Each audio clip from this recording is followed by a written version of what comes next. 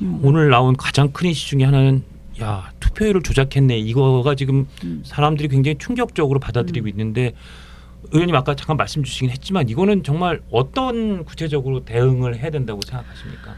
저는 이제 그러니까 이 참정권 6.3 지방선거의 참정권 박탈 문제가 새로운 이제 수준에 들어갔다. 그래서 이미 이제 여야 뭐 특검법 합의를 하기는 했지만 이 특검법이 뭐 실질적으로 민주당이 마음대로 할 수 있는 형식의 특검법이 되고 말지 않았습니까? 근데 이제 저희로서는 뭐 현실적으로 민주당이 워낙 응하지 않으니까 그걸도 받았는데 저는 재합의 논의를 해야 된다. 특검법은 이제 민주당은 그동안 뭐 했습니까? 뭐 선관위는 그런 조작이나 또는 임의로 이렇게 저 전산을 갖다 입력할 수 없다 이런 쪽으로 쉴드 쳐주는 게 민주당 아니었어요? 그럼 민주당 여기서 손 떼야죠. 특검법 재합의해야 된다고 생각을 하고요.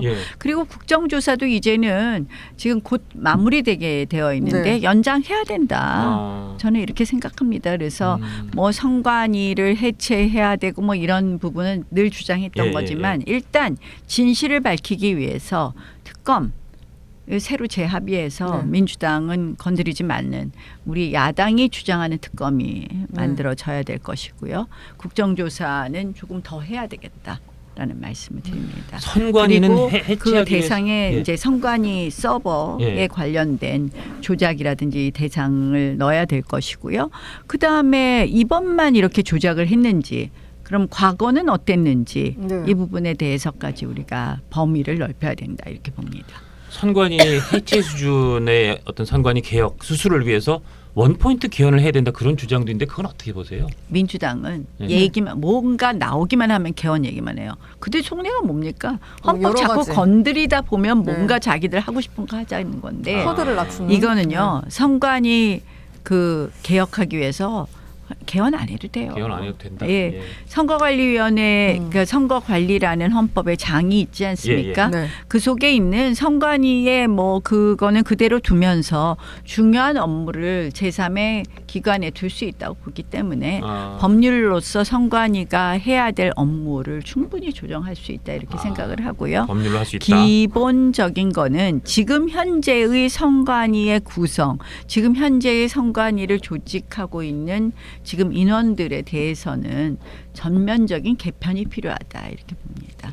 그리고 실질적으로 이렇게 선거 업무와 이러한 것을 실질적으로 선거 자체의 업무와 그것을 관리하는 평소의 업무 또는 뭐 감독하는 이런 것을 한 기관이 다 가지고 있는 이런 시스템이 없거든요. 평소에 이제 선거법의 위반에 해당하느냐 안 되느냐 이런 부분 판단하는 선관위 업무가 있고 선거 관리를 하는 업무가 있는데 이걸 분리하는 것이 맞지 않느냐. 그래서 저는 이런 부분을 헌법 개정 얘기 안 하고도 충분히 분리할 수 있고 우리가 새로운 체제를 만들 수 있다고 생각을 하고요. 이 개헌 얘기하는 것은 제밥에만 관심이 있는 거겠죠. 하긴 헌법에 명시적으로 검찰총장이라는 이름이 있는데도 그거를 공소청으로 바꾸고 공소청장을 검찰총장으로 보면 되는 거지. 이렇게 부르면 되는 거지. 하는 민주당의 논리에 따르면 그거에 비하면 이 법률로서 얼마든지 선관위를 개혁할 수 있다는 말씀은 훨씬 더 타당하게 들리네요. 그런 정도의 검찰청은 없는데 검찰총장만 있습니다. 그러니까요. 그게 얼마나 무서운 코미디 같은 일입니까? 그거는 정말 사실은 그런 일도 서슴지 않고 버리면서 뻔뻔하게 있는 저 민주당 우리가 우리끼리 싸워서 되겠습니까?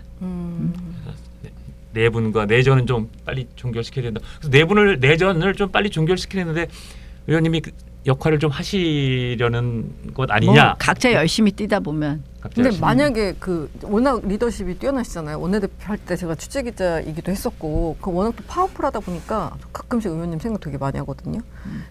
내가 만약에 피부과 공격을 받았으면 어떻게 이겨낼 수 있었을 것인가. 지금 같은 상황이라면 이겨낼 수 있었을 것 같은데 그 당시에는 미디어가 이렇게 다양하지 않았잖아요. 근데 왜 공격을 했을까라고 생각하면 너무 튀니까 제거를 하고 싶은 거죠. 스타니까. 그런 생각이 들고 두 번째 납바로 있잖아요. 그것도 말이 안 되는 게 민주당 사람들이 그 법안 통과를 막으려고 막 이렇게 친 건데 이런 범죄의 혐의를 저질렀습니다라고 딱 들었다고 의원님이 이제 그걸 휘두른 사람으로 그러니까. 이렇게 네. 변신시키는 아마 걸 지금도 보면서 그렇게 오해하고 있는 국민들이 좀 꽤 있을 많으시더라고요. 거예요. 네, 그래서 네. 이게 정말 방해해 보면 진짜 힘들 것 같다는 생각을 하면서 이걸 어떻게 해결해야 될까 하는 생각을 좀 많이 해봤어요. 내 의원님 세상의 입장에서. 진실은 밝혀지는 것 같아요. 네. 걔가 정말 그런 것이 잘못된 것이라면 네. 제가 이 자리에 없겠죠. 그죠. 네. 그래가지고 제가 지금 드리고 사실은 싶은 말씀은 뭐 그런 부분 보면 네.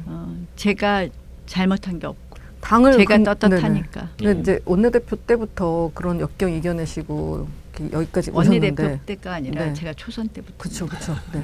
근데 이제 당 대표도 이제 충분히 하실 수 있는 역량이 있는 건데 만약에 당 대표시라면 개혁신당이나 그 한동훈 의원 같은 경우는 어떻게 접근하실 생각이세요? 뭐 지금 그걸 이야기할 때는 아니다라고 네네. 생각을 하고요. 네. 어차피 이제 이 뭐 국민들의 뜻에 따르는 것 아니겠습니까? 그런 부분에 있어서 힘을 합쳐야 될 부분이 있다면 당연히 힘을 합쳐야 되겠죠. 네, 알겠습니다. 이 영상이 마음에 드셨다면 압도적인 좋아요와 구독, 알림 설정. 부탁드립니다. 뉴스트라 타노스.